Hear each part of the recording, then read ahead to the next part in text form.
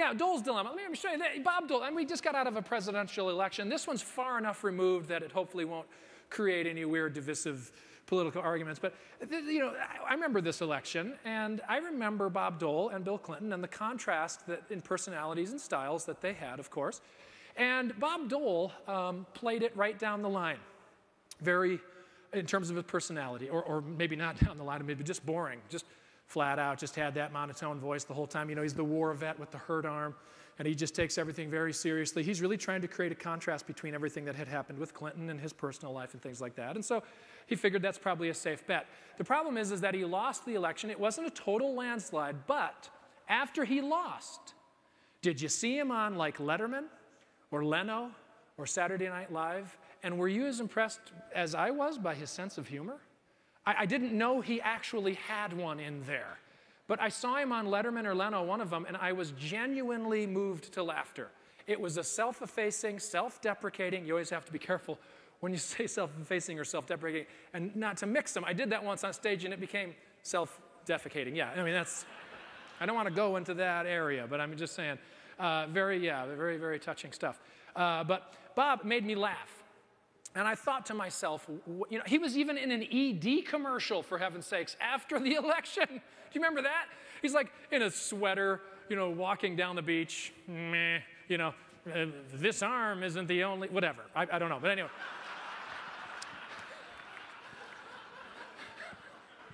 Explain it to the Argentine. But I mean, he clearly has a sense of humor. But we didn't see it. We just didn't hear about it. It didn't manifest itself at all. And I think that this is symptomatic of sort of this leadership thing that sometimes we get going on, where we go, if I'm too much fun, if I'm too relaxed, if I let my guard down, they'll take advantage of me. They won't see me as credible or authoritative, and I'll lose them. I had a guy in Greenville, Spartanburg. Anybody here from South Carolina? Greenville, where's Michelin? Isn't it over there somewhere? Yeah, Greenville, Spartanburg, something. Anyway, it was a few years ago. And so I was speaking to this group of managers at Michelin, and one of the guys came up to me during lunch, and he said, I feel so gypped. And I said, what do you mean by that? He said, my boss, Ernie, I'll call him, is just so not like this. He's just so mean and autocratic, and it's just such top-down, tight-fisted, wielding a stick rather than a carrot sort of a mentality. And I said, well, yeah, you should get him a copy of the book. I mean, something. I mean, let's get this guy lightened. He should be in the meeting.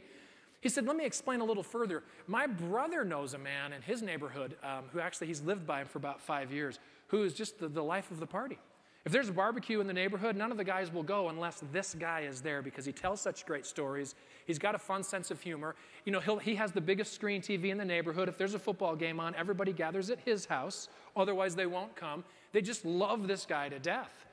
I said, boy, that sounds like the kind of guy your boss should be like. He said, I just found out that is my boss. That's Ernie. Ernie the dork. That's my brother's having a bromance with him, or whatever. He's got a man crush on this total stud. And I'm thinking, he said, what does he think, that he couldn't bring that to work for us? He said, I've mentioned this to some of my coworkers, and they all feel the same as I do. They're like, why, he can't trust us to still respect him and obey him and follow his commands? If we see a little bit of humanity, a sense of humor, wear a pair of jeans for the love of all that's holy now and then. Why are we so shocked to see the boss on casual day wearing jeans and a polo shirt? Because if the boss is doing it right, that shouldn't be a shocking image. We should easily be able to envision the fact that they're just regular people out taking off their shirt, mowing the lawn. Maybe we don't want to envision the shirt off, especially in that image we saw earlier of the guy in the pool at the party last night. But anyway, I mean, that's the kind of image I'm going to work really hard through some therapy to try to get out, and hopefully he's not here because he shouldn't feel bad, but, a crunch or two wouldn't hurt. Anyway, it's just the sensitivity meter. Let's just keep it, off, because this is the whole thing. It's the beauty of a topic like lighten up, is like, I can always use that against you. Oh, lighten up. You know what I mean? So that's my crutch. Okay, so let's move on. Never going to get done in time. By the way, you don't have to be funny, as I mentioned earlier, to have a sense of humor. You probably know people that have amazing senses of humor, but you've never actually heard them tell a joke or start a sentence with, a guy walks into a bar, right? Follow me on this one. And they don't do that. But they have amazing senses of humor. Why? Because often they're the receivers. They're grateful acknowledgers of humor. They're good audiences, if you will. They get the jokes. They allow the jokes. They tolerate them. They might not laugh at everything. Maybe not everything's funny to them. But they keep a twinkle in their eye, and they know that a person is trying, and then they're not trying to step on toes or purposely setting out to offend people. They just have a nice sense of humor. It's like the sixth sense. We have five. Well, the sixth is taken. M. Night Shyamalama Ding Dong gave us the sixth. Did you guys see that one, The Sixth Sense? Have you seen that movie? This amazing horror, scary. Who hasn't seen it? Anybody not seen The Sixth? Raise your hand if you haven't seen it. Be honest with yourself. Sure, a couple of you. Why not? Absolutely, great. One. He's dead, by the way. The guy is dead in the movie. I thought we should probably let them know. If somebody had told me that before I saw it, I wouldn't have been so tense and nervous. It was just very scary, and I think it's helpful. Don't judge me. If they haven't seen this friggin' movie in 20 years, they're never going to see it. You know what I'm saying? I'm not giving anything away. Oh, and by the way, the Wicked Witch melts at the end of Wizard of Oz. Ooh. Rhett frankly doesn't give a damn. Am I giving anything? Okay. All right. So yeah, sarcasm, not a good humor to invest in. Only a few of us can really get away with it because we don't know who you are. You really have to know someone well to really, really hurt their feelings. You know what I mean? This is such a superficial relationship. I could pretty much say anything. I was trying to explain this idea that you don't have to be born with a sense of humor to have a sense of humor on the Today Show when we launched this book a few years ago. And this is my co-author, Adrian. And I was accused of flirting with the interviewer, Jenna Wolfe. I don't know. It doesn't sound like something I would do, to be honest with you. Very, very happy with my wives. Excuse me. And, but you watch this little 10-second part. This is where they say the flirtation happens. I have real trouble seeing it. It's a very innocent comment. The fact of the matter is most people aren't necessarily born with a, your kind of sense of humor, very acute. Yeah. And you're cute as well. You think I'm cute? Well, aren't you? You're cute. Sure, you're cute. Anyway. Yeah, I don't know. What? Is it just a guy thing? If it's the cute line, I just was referring to like a puppy or something. The fact of the matter is I don't care what anyone else thinks. I care what my wife thinks, and she swore up and down she was fine with it. And that's what she... So as we move forward, let's just all remember and keep this in our minds and hearts that it pays to act appropriately with women who aren't my wife. Just had to put that in. And to lighten up. So it's all very, very good. So percent of employees who are planning to stay another year who ranked their boss's sense... Let's give away a book. Who wants to come up here? Let's do that. Hey, come on up. Somebody come on up here. Right up here in the... Oh, here she comes. Sure. Just come stand right over here, right up here by me, just so I can hand it to you if you get this right. What's your name? Debbie. This is Debbie, everyone. Debbie, where are you from?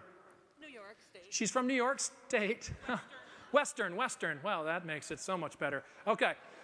Percent of employees planning to stay another year who ranked their boss's sense of humor highest. Take a crack at the percentage. 80. 80%, she says. Ooh, 90. Have a seat. Just kidding. I'll give you another chance. Percent of bosses who think their jokes are really, really funny. 75. She says 75%. Oh, 96.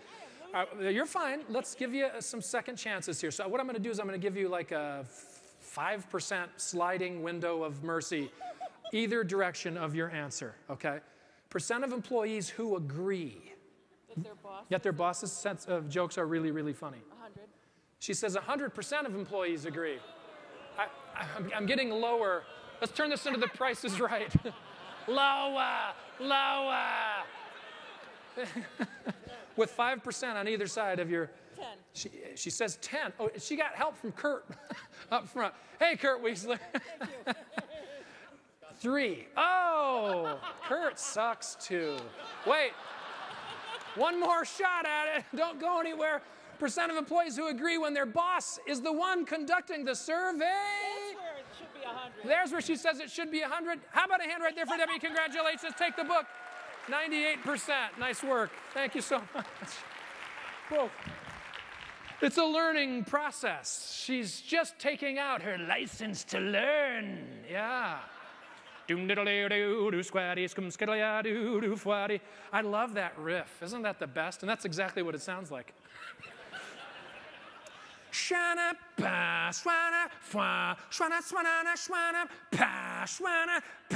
have no idea what I'm doing. All right.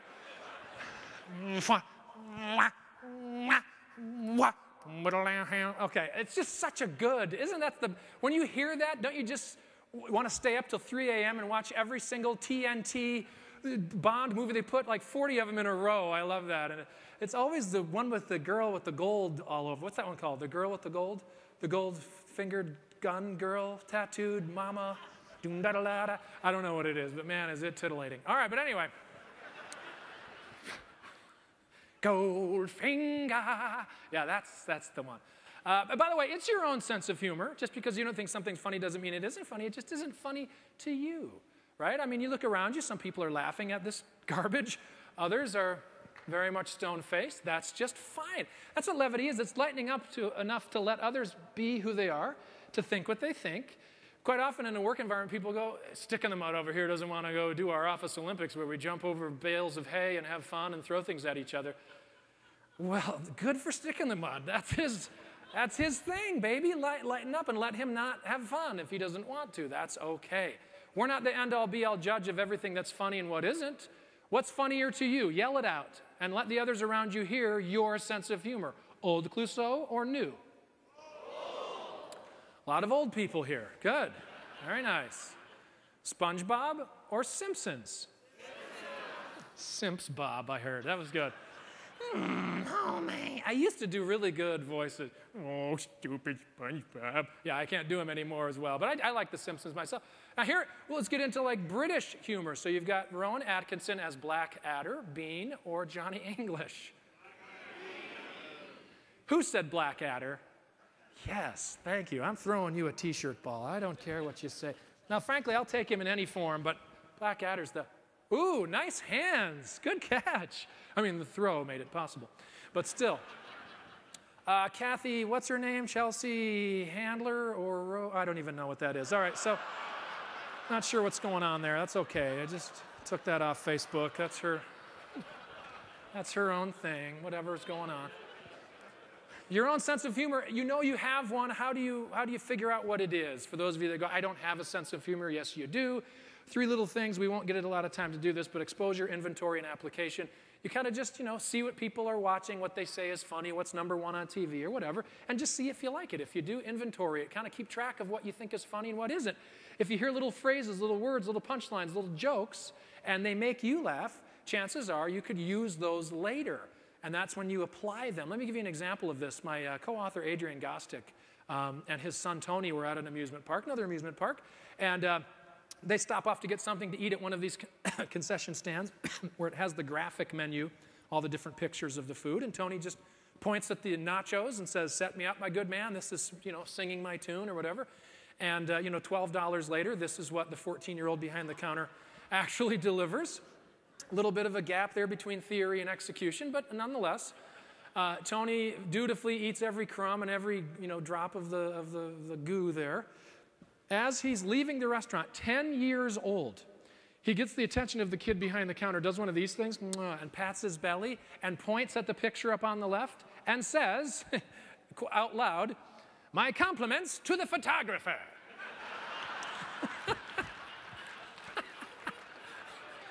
That's awesome. That is awesome. He's 10. And I asked his dad, I'm like, is he like a comic savant? What are you, some little genius in the making there? And he said, no, he heard that on a SpongeBob episode. And he kept it. Now that's smart. It kind of stuck in his craw, and when the time and the situation presented itself, he decided to pull the trigger. And it was great. And it was one of those bonding moments between a father and a child or a mother and a child or whatever when your kids actually make you legitimately laugh. You know what I'm talking about, right? It's like, oh, I'm starting to really love you. You know what I mean? Fun at work doesn't matter. Here's some statistical stuff. This is a 38,000 person sample from Enterprise Rent-A-Car through their recruiting website. So it's mostly Gen Ys and millennials. At least 94% of them, all those the bar charts for the three left there combined together, 94% say that at least some fun is okay. But the majority of them say, are you kidding me? I've got to have an absolute balance in my life, at work, at home, wherever. I need things serious and I need things fun. Things will have their proper place and position. We'll keep perspective.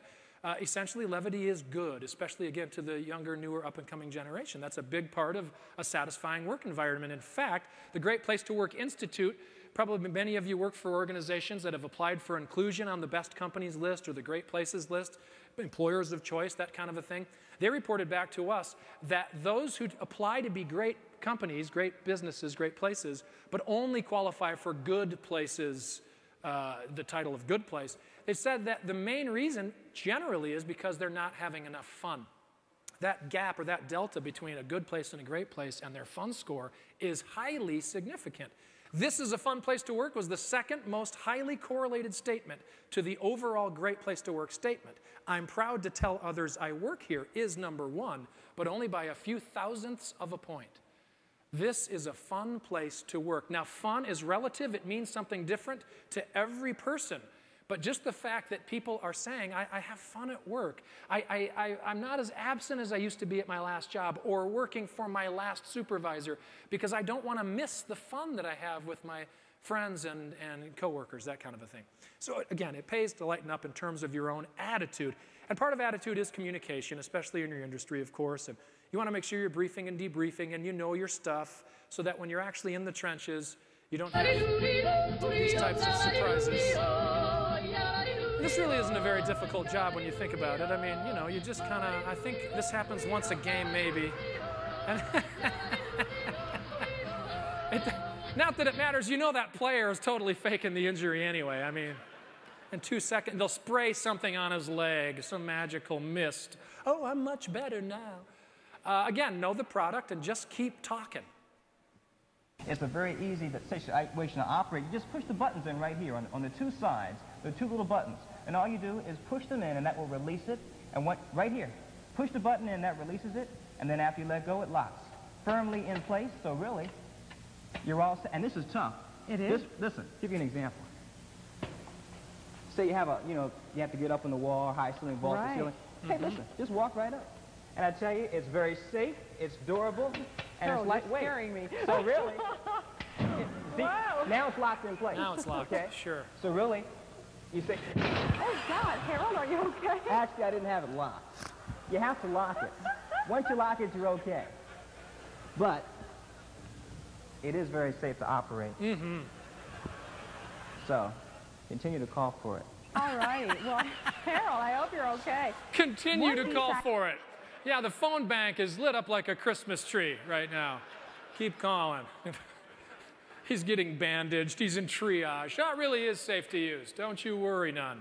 The Flexo ladder. Gratitude is the third component of levity and lightening up. Latitude, attitude, gratitude. Now, statistically speaking, in the workplace, this one really drives performance. It just does. Employee engagement is a measure, of course, of how committed, determined, how proficient your people are at work. It's sort of the holy grail. And we went around a few years ago with a group called Towers Watson and wanted to find out worldwide what it is that exists in a workplace where people are highly engaged in what they do. And those were the top three drivers. This was, I think, 2009, late 2009. Worldwide study. A sense of opportunity and well-being. Are you taking care of me? Do I have reason? Do I have the ability to move up? Trust for you, trust from you. Pride in the corporate symbol, number 3. All very important. What we wanted to find out is what is it that people are actually doing for those 3 drivers to show up? They don't just show up like Lindsay Lohan at any rave at any time. You know what I'm saying? There's something that's driving the drivers, and that is this sense of gratitude, or what we call the carrot, appreciation and recognition. It's the number 1 overall driver. It's what you people do on a day-to-day basis that eventually drives engagement by thanking and appreciating the efforts of your people. This was made known to us by one of their PhD statisticians who said, I'm truly struck that it's the #1 driver of the #1 driver. The study certainly has shed new light on the topic of engagement, should encourage managers to enhance the feeling of appreciation in employees. Like Patrick Kaliza, PhD, Towers Watson. Love it. You would have to be a certifiable numbskull to not see the connection between appreciating employees' actions and their increasing willingness to commit themselves to your cause. Seriously, you'd have to have pumpkin guts for brains to not get this. And that was me.